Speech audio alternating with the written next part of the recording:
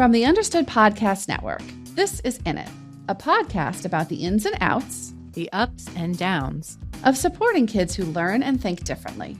I'm Gretchen Vierstra, a former classroom teacher and an editor here at Understood. And I'm Rachel Bozek, a writer and editor raising two kids with ADHD. Today, we're talking about the challenge of figuring out if a worry you're having about your kid's social life is a them thing or a you thing. Right, because sometimes parental anxieties, maybe based on our own past experiences, make it hard to see clearly what's going on with our kids, especially when it comes to their social lives. Our guest today, Ellen, is mom to three kids ages 16 to 11. Her oldest, who we'll call Jay, has been diagnosed with written expression disorder and nonverbal learning disorder. Jay has never been super social, and the question of whether he has friends, or enough friends, well, that's something that's worried Ellen a lot over the years. And here's the thing. When Ellen was a kid, she was bullied and experienced a lot of loneliness. That experience, understandably, left her extra sensitive to the possibility that her own children might be bullied or simply lonely. We wanted to talk to Ellen about how we can learn to separate our own negative childhood experiences from the experiences of our kids. We're so grateful to her for sharing her personal story. Ellen, welcome to In It. Thanks for having me. So to start off, maybe you can tell us a little bit about your son, Jay.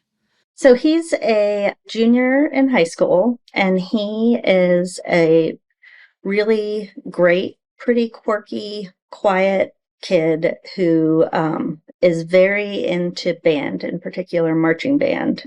That's his big thing. But he's always loved school, and he's really excited about that. He's taking a bunch of AP classes, which is stressful, but I have been told that I need to stay out of it, and he has it under control. So Got it. I love that he's a marching band fanatic. I was in marching band. I played flute. What does he play? He plays the sousaphone. Nice. Oh, yes. Also a marching band kid, clarinet. So maybe we Oh, can fun, start Rachel. a little side ensemble. Yeah. So I understand that Jay has some learning and thinking differences. Can you tell us what his formal diagnosis is and what those differences mean for him day to day? Yeah, so he has a formal diagnosis of nonverbal learning disorder and also a disorder of written expression.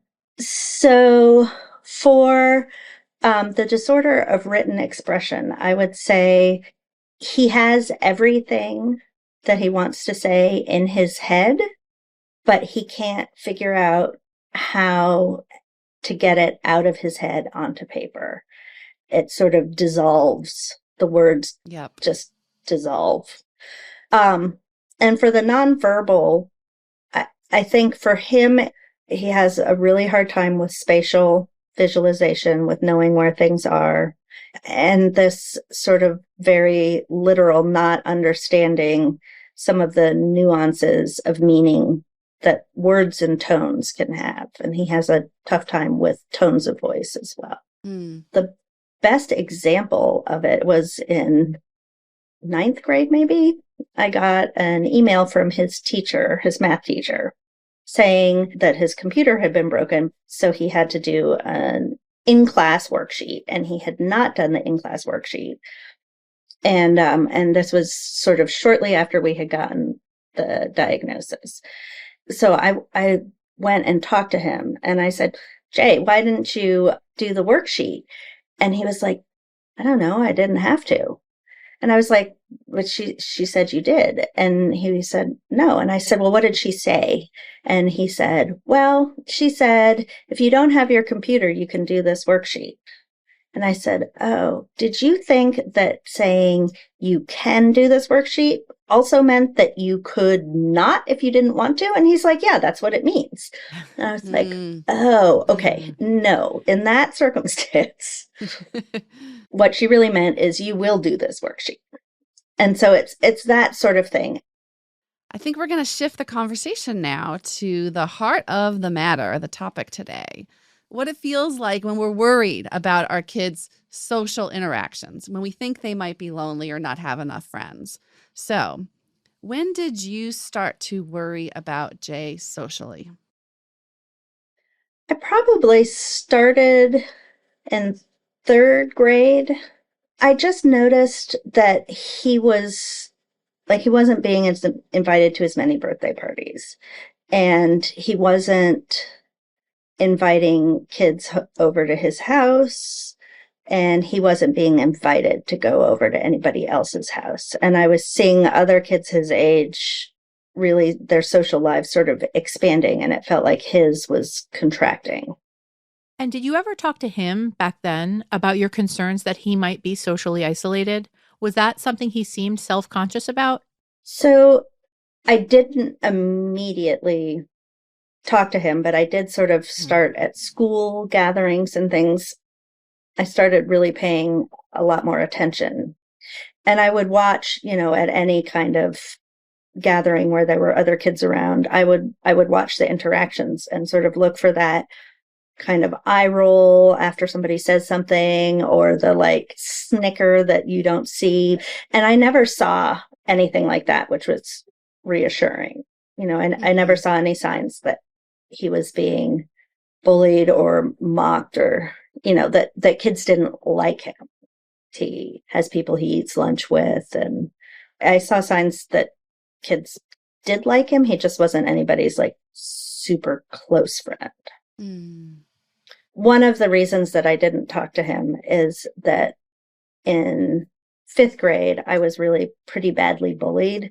And so I spent a lot of my sort of third to maybe mid high school really feeling left out of things, and like worrying that I was being left out, and worrying that people, not really kind of feeling like I had my place or my people. And that was really painful. And it was hard for me to sort of tease out which was me putting my experience on him and what was his experience. And so I sort of talked it over with my therapist and kind of held back a little bit from talking to him. What does he seem to want socially these days? So from what I can see, and sort of in between that kind of fifth grade up to now as a junior in high school, I have questioned him and asked if he wanted to have people over, and asked if he was concerned about it. And I have gotten more clear and more emphatic responses from him as he's gotten older of, I see everybody I want at school, and it is fine. And I don't want people to come over to our house. I don't know what we would do, and I'm not super interested. And I'm tired, and I don't want to go over to anybody else's. And a little bit, he hasn't quite said it in so many words, but a little bit of like, you're making me feel like there's something wrong by asking this, which is the last thing I want to make him feel.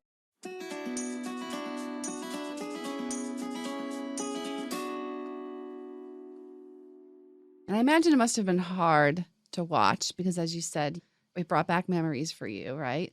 And also, I know, like, having kids, right, it feels like your heart's walking outside of your body all the time, right? So when your kid's not getting invited to something, or you just worry about it, it can be really difficult. How did you manage those feelings? It was really hard. And I just spent a lot of time sort of focusing on, I am not him. He is not me. He has a different experience. And what I can pay attention to, what I can know, is how other kids are treating him at school, which seemed fine, and how he's behaving, which seemed fine. Like, he never said to me, oh, I didn't get invited to this birthday party, or, oh, I wish I could go here. And he's not a super communicative kid, but I feel like there would have been something maybe. But it's really hard to trust that that's the case. So I know you have daughters, right? Yeah. Is there anything in your experience of raising them that has made you think differently about this? Or do you tend to compare and then you have to stop yourself? I mean, what's it like? Because you have 3 kids. Yeah. The girls are completely different. They are much more social and much more invested in seeing friends constantly. And I do compare, and it's hard because they're really not comparable. I think it can give you a little bit of a marker of where things are, but then I think having 3 children has made me realize just how completely different they all 3 are from each other. There is one area where the comparison has been hard, is our middle daughter has been struggling for about a year, almost 2 years, with an eating disorder. And there have been really a tremendous number of awful things with that. But one of the things that has been the hardest is realizing that she can be in so much pain and we cannot see it at all, that if she's not reporting it to us, we don't know. And so that, of course, calls all the things that the kids say into question, because if you can't tell by looking what's going on and you can't trust what they're saying, then how can you know? And so we have wrestled a little bit with, is Jay really, really okay with this? Like, that has always been the question, is he really okay? And, the honest answer is, I don't know, because you really can't ever know these things. But from everything that I can see and from how he behaves, he is okay. And so I really cling to that. How did you picture his social life, as it compares to what it is right now? And what do you sort of like do with that, especially if he's like, it's fine, Mom? It's a really hard thing, because I sort of envisioned the social life being hanging out with your friends. And I sort of expected a more classic teenage. And he really does not have that. Just this last weekend was homecoming, and I asked about homecoming, and he looked at me like I was crazy. He was like, why would I want to do that? But he was okay with not doing it. Oh yeah. It was like, what? Have you ever met me? It's not it's not my scene. So again, it wasn't my experience either. And I think you have these ideas of how your children are going to be and what they're going to be like. And they have their own ideas about what they're going to be. And that's really hard in some ways. And in other ways, it means they're comfortable. And one of the things that has really helped in dealing with this is seeing how comfortable he is in his own skin, that he is who he is. And he's been that way since he was little, and he doesn't change it because it's not cool or it's not popular, or it is cool or it is popular. I mean, he's just, that's not a concern of his. And when I talk to other parents whose kids are having sort of more typical experiences, there's a lot of that, and a lot of, am I doing the right thing? Do they like me? Do they care about me? And I'm sure that some of that's going on internally, but it's not enough to raise it to the level of a major concern. It's just, he just is who he is, and he's happy with it. And so that helps. And remembering that there is no real typical, that, we have an idea of how social is, but it's from TV shows and movies. And for me, growing up in the 80s, like, it is a really skewed version of how the world should be. So, oh yeah, me too. Totally.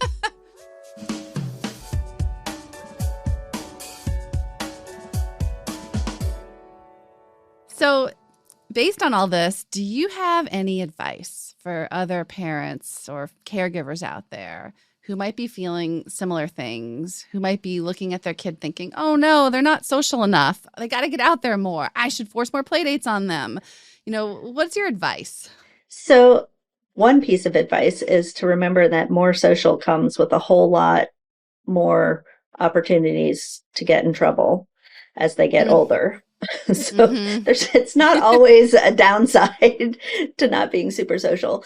And the other thing is that trust your gut. If your gut is telling you that something is off with your child, trust it, but also take your own experiences into account, because it can be hard to tell if your gut is telling you that your child is in trouble or that you were in trouble when you were a child, and that can be hard. And so, paying attention to that, and then being okay. One of the things that I think we're all facing with the pandemic, but also just the way that our son has turned out, which is wonderful, and we're thrilled, but it's also not necessarily what we expected, is being okay with grieving what is not, because it's a lot easier to celebrate what is when you can acknowledge that, like, maybe it's a little sad that the one who was going to make up for all the issues that you had and have a really great teenage experience is not, and they're going to have their own issues, but hopefully not the ones you had, and they're their own awesome person.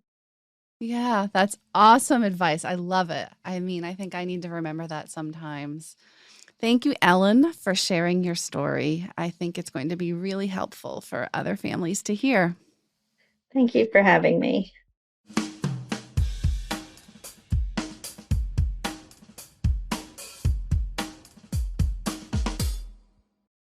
So our conversation with Ellen today was, about when we think our kid is lonely, but actually they're really quite happy with the way things are. But sometimes we talk to our kids and we might find out that they actually are lonely, that they actually do wish they had more friends. And so if that's the case, you're finding in your own home, Understood does have some great resources, and we'll definitely put some in the show notes. But Rachel, what are a couple tips for families who might be wanting to help their kid not be lonely and find some friends? Well, one thing that's really my go-to is talking to the teacher, especially if we're talking about grade school, elementary school, where the child really has one teacher for the most part throughout the day. Having that conversation and getting a sense of what the teacher sees, sometimes that's so different from what we see, and also really different from the stories that we get after school or over the weekend. And another thing that I have also had a really good experience with, and that I think parents maybe don't even always realize they can ask about, is social skills groups at the school. A lot of schools offer some level of peer groups, or kind of they treat it almost like a play date. It's just kind of like get together with a few kids. Sometimes it's after school, sometimes it's during a certain period, and they'll pull them out for a little while. And what I've seen, which is really nice, is they kind of rotate over the course of the year. So lots of kids get to participate in this, and it almost becomes kind of like this thing you want to do. And like, oh, who's in the social skills group now? And it's a really nice way for kids to interact with other students who they either may not have ever hung out with before, or just didn't think were, quote, their friends. And, all of a sudden they're put into this small group of 5 or 6 kids, and they find that they have a lot of things to talk about. So, I've really found that to be a very valuable piece of school that I didn't even realize was there before the last year or so. So, that's what I see in the elementary school. But what about with older kids? If you have a high schooler who may be going through some experience of loneliness. Yeah, I mean, I think you're right. The school is a great resource. I think it's still okay to tap into the teachers and ask them what they're seeing. And if there are groups that are happening at school, sometimes there's a lunch group that may happen in teachers' classrooms. The other thing is, with high schoolers, there's lots of extracurricular opportunities, and they're not always what you think, like a sport or debate. In talking to Ellen, something that didn't make it into our episode, but was an interesting point she brought up, was that she did find a club that worked for her son. She encouraged him to join the D&D club, the Dungeons and Dragons club, and that's a role-playing game. And he loves board games, and so it's a club that's working for his interests, and that's a great way for kids to meet friends. And then one last thing I would say is, you can encourage your kid to volunteer. So outside of the classroom, volunteering is great for lots of reasons. But one of the things is that you'll actually meet other people, and possibly kids your age, maybe a little older, maybe younger. And sometimes you might meet an adult who could be a great mentor. So volunteering is a great thing to look into as well. So whether your child is lonely or just prefers being a loner, there are so many ways to work with it in a way that works for your child and also works for you.